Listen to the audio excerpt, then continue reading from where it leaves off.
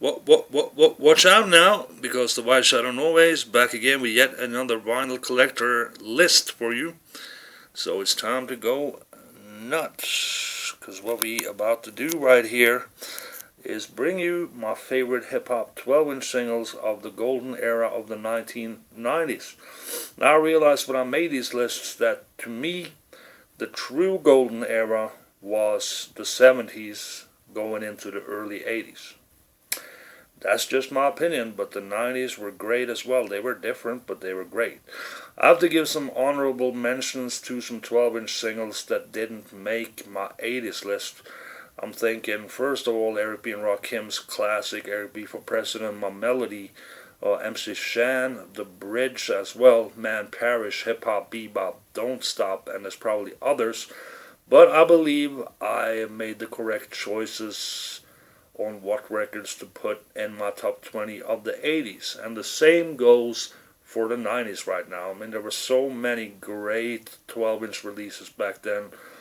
Myself, I have about 1,000 12-inch singles from the 90s. So, yep, 90s, early going into the early 2Ks on this chart. So, we're going to set it off. Alright, set it off. So watch out now, because that's number 20. Watch Out Now by the Beatnuts on 12-inch. And let me turn around here. Trying to find the year, and it was 1999. So almost at the turn of the new millennium. Turn It Out. The B-side was good as well, featuring Greg Nice of Nice and Smooth. But Watch Out Now was the banger here. Used to juggle this a lot, rock doubles of it in the clubs, and those doubles are still in this cover that you are seeing right now. Number 19, here we go. Mr. Biggie Smalls, or the Notorious B.I.G., rest in peace. This is One More Chance, the hip-hop remix, which had the same loops, the same samples as the classic Drop-In Science remix by Craig G, Molly Mall, and the Juice Crew All-Stars. Definitely a great 12-inch this one, a great remix that was also played heavy out in the clubs back then. Number 18, another 12-inch by the Beatnuts. This is Off the Books, featuring Big Punish, rest in peace, and Cuban Link of the Terror Squad. And just a fun, great hip-hop party rocker, this one, man. 2 copies of this one too, of course, man. Used to rock it a lot back then. Great for juggling as well. So you better watch your step. Boom. Yep. Bringing us some more underground shit at number 17. This is the East Flatbush Project out of Brooklyn, New York, featuring Des. And it's Tried by 12. This has a really well-known, like, Middle Eastern type or Indian type sample in it, which is actually the same loop, goes on and on and on, but it catches you and grabs you and keeps you there. So one of the greatest underground hip hop 12s of the 90s, this one by the East Flatbush Project. Rather be tried by 12 than carried by 16 is the number on this one. Most Def, I showed this in Most Def in stereo. I showed this in the Rockers Records video. This is a great double header on the B-side. If you can hear ha, you can hear. If you can ha, you can hear. And the great classic underground joint Universal Magnetic on the A-side. Both joints produced by Sean J. Period. Awesome. Later underground hip-hop 12 from like 96, I think, the mid-90s anyway. Excuse me, by Most Def, and his first and greatest 12-inch record. All this talking, man. Fuck that. Clean out your throat. Number 15. Keep the underground funk. Fuck the crossover. EPMD, one of my favorites by them. Also honorable mention to So What You Saying, that almost made it to my 80s list. This is another great one by EPMD, man. It's even it's called Fuck the Crossover. It's got kind of commercial vibe to it with the Roger Troutman sampled hooks and everything. But I love it, man. I just love it. Also, the unreleased B-side Brentwood from Brothers from Brentwood, Long Island is great. But you know, crossover is the one right here, number 15, EPMD from NYC. Strictly underground funk, keep the crossover. Back to the underground we go. This might be a joint that a lot of people haven't heard of, but it's one of my definite favorites from the 90s by Mr. Scott Locke, the Sensei.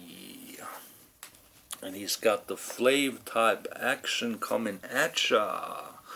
This was produced by Tony D, rest in peace. And there's like 2 or 3 songs on this, but the best one, the main one, the one that made me put it at number 14 of my hip-hop favorites of the 90s when it comes to 12-inch singles, is the track The Movie, which is just great and bring back so many great memories of the mid-90s, man. And back then this was a really, really hard to get 12-inch. I doubt you could get it at all if you if you wasn't there on the release day when they got it in at Fat Beats in New York or something, because I had friends who went to New York and London trying to get this, and nobody had it. Nobody had it. We couldn't get this, but the internet, you know, now it's easier to get. I got this real cheap on the internet finally, and I was so happy when I finally got it, man. This was featured on a classic mixtape by DJ 3 on Tape Kings from the 90s, which is probably hands down the greatest mixtape of that era. So at number 14, Scott Lark, The Movie. It's the White Shadow Norway counting down my golden era 90s, top 20 hip-hop favorite 12-inch singles, and we're at number 13 already. With Exhibit. I'm not a huge fan of Exhibit as an MC. He's dope, you know, no more, no less. But this is his classic single, Paparazzi, and it's the beat that does it for me on this one, the classic beat. Released by Loud Records, I believe, out of New York. Yes, sir, it was. And what I'm trying to find out here that I don't remember is who produced this. And it was produced by a dude named Tyod, which doesn't ring a bell to me, but damn did he do a great job on this beat here with some moody, dark, classical music strings on top of hard-hitting boom-bap beats. Number 13 on my list, Exhibit, Paparazzi. We gonna shoot you with the Smith and the Wesson, straight from Bucktown, USA, a boot camp click there, Smith and Wesson later. The Cocoa Bravos, the Cocoa Beast. Now I think they call themselves Smith & Wesson again. Correct me if I'm wrong. This on the classic label Rec Records, which was like a hip-hop side label of the house label Nervous Records or Max Entertainment in New York. And this is a great, dark, jazzy hip-hop classic from the 90s called Bucktown, home of the original gun clappers. Yeah, man, you know the vibe. Just strictly classic and a great 12-inch at number 12 right there. Number 11, almost in the top 10, with my favorite hip-hop producer of all time, Mr. Pete Rock. Much respect to him. He's back with True Master with Inspector Deck and Corrupt, also on Loud Records. This came out in 1998, and it features Inspector Deck of Wu-Tang Clan and Corrupt, I believe, of the Dog Pound. So East Coast meets West Coast right here. Pete Rock is back with a True Master. Just a great, funky, chopped up Pete Rock production, man. Classic Pete Rock production on this one at number 11. We ain't gonna waste no time, so we go straight for the top 10 with this funny but muggly and proud character, J. Rue the Damager. You're Playing Yourself, produced by DJ Premier, none other than Primo, from his forthcoming album Wrath of the Math. You're Playing Yourself, y'all know this classic, man. And I used to love cutting up this in the clubs and otherwise, especially the acapella. It was great to cut up on this one, and such a great banging 90s hip-hop classic 12-inch, that one. Number 9, we're going to keep it with the premiere production, another one by Group Home and Superstar. Now this one, the beat on this one was used a lot on the classic TV show Yo MTV Raps back then. Fab Far Freddy and Dr. Dre and Ed Lover used to use it as a backing track while talking between videos for a long time, and that's how I got caught on to it too, man. And as soon as I could get doubles, I grabbed it. Yup, and they're still there, still in there. So at number 9, Group Home, Superstar. Number 8, moving forward in time just a little bit here. ABB Records out the West Coast. Dilated Peoples, of course. Evidence and DJ Babu and the crew with a triple track 12-inch. Triple optics was nice.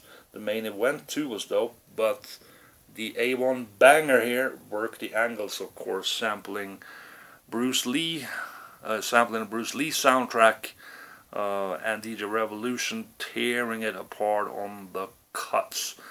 Probably, I guess, yeah, this must be like of the later independent hip-hop era. I'm talking like Rockers, Fondlam, Eastern Conference, and of course ABB Records and Stone's Throw and a lot of those labels.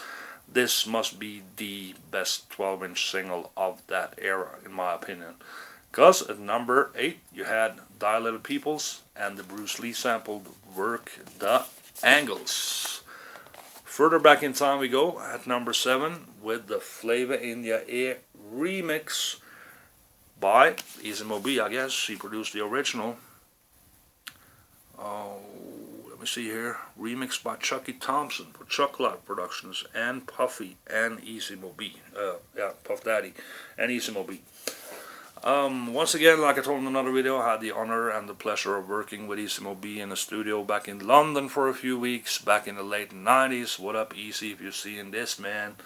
All the best to ya. And you tore this beat up right here. One of his greatest beats, one of Easy Mo B's greatest beats, and a great remix of Craig Mack's Flavor in Your Ear on Bad Boy Records down here, of course. And there's extra featured artists on this like Rampage, Rowdy Records, LL Cool J, and Busta Rhymes. Of course, Rampage of the Flip Mode Squad as well. So at number 7 is Craig Mack. Here comes the brand new Flavor in Your Ear, the remix, and LL Cool J tore that one up. Keep it moving with the underground classics. Number 6, this is a promo I got in April 1992. Big up Starlight of Cold Chillin' Records for hooking me up with doubles of this classic unreleased mix produced by Granddaddy IU of Roxanne Shantae's greatest record ever, Big Mama. Some rumors say that Cool G Rap and Big Daddy Kane wrote Roxanne Shantae's lyrics. I don't know if it's true, if it's partly true or whatever, man, but this is a great record anyway, and it's the lyrics, the battle type lyrics that does it, because you know Roxanne Shantae, she tore it up in battles.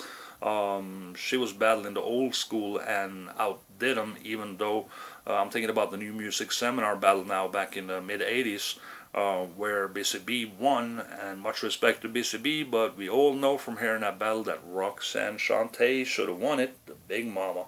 On this record, she disses just about every other female MC heavy, and this version never came out because the beat sampled some James Brown sample from the track Lickety Split, I think it was, that they couldn't get to clear, so they changed the beat to a beat that was nowhere near as dope as this one on the official release. So this limited edition promo right here, I was actually the first DJ in New York, because I lived in New York at the time. I was the first DJ in New York to play this in the clubs and put it on a mixtape. Very, very few got this back then.